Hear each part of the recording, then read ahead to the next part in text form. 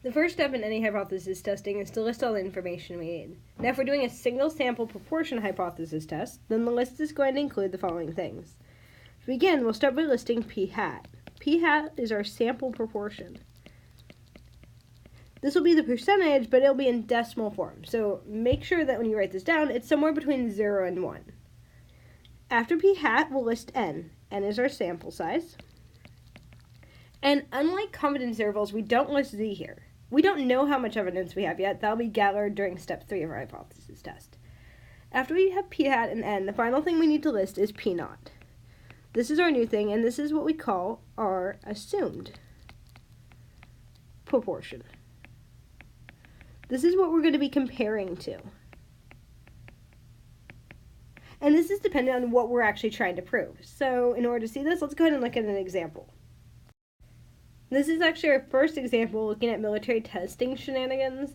Now this is from 1955, and what we're looking at here is what happened to people on the filming site versus what happened to the general public.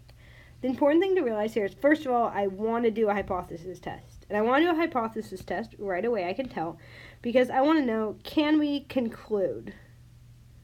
As soon as I'm trying to conclude something, as soon as I'm trying to prove something, hypothesis test.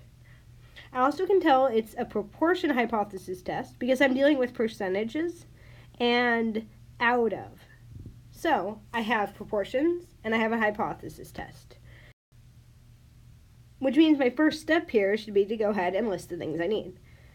First thing I need to do when I make my list is to list p hat.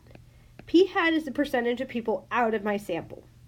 Notice that although I have a 13.6%, that's not the percentage from my sample, right? That's what experts predict.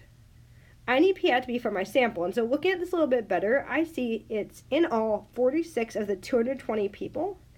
And so as soon as I see out of, that's going to be a percentage there. And so all I'm going to do is I'm going to write 46 over 220 as p hat. When we run the test itself, we'll go ahead and convert that to a decimal, keeping 4 decimal places. The next thing I need to list is n, the sample size. There were 220 people in total. And then finally, p naught. P naught is what I'm comparing it to. Well, according to my hypothesis test statement, can we conclude that the crew suffered a significantly higher rate of cancer than the public?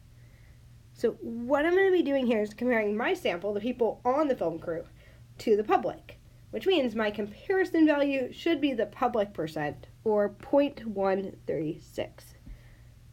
Let's go ahead and look at another example now. In our second example here, we're looking at the chances of having twins. Once again, the first thing we need to do is identify the fact that we want to do a hypothesis test. Can we conclude? Definitely a hypothesis test. Second step, make sure it's proportions. I see approximately 3%, and then again with the whole out of. So I know I'm dealing with proportions here. Since it's a proportion hypothesis test, I go ahead and in my list, I start by listing p hat. Then I list n. Then I list p naught, my assumed value. P hat is going to be whatever percentage out of my sample. Notice I have that 3%, but that 3% refers to all births. So that's actually not going to be my sample percentage. A study of teen mothers, however, found that 7 of 469, so it's going to be 7 out of 469, that's p hat.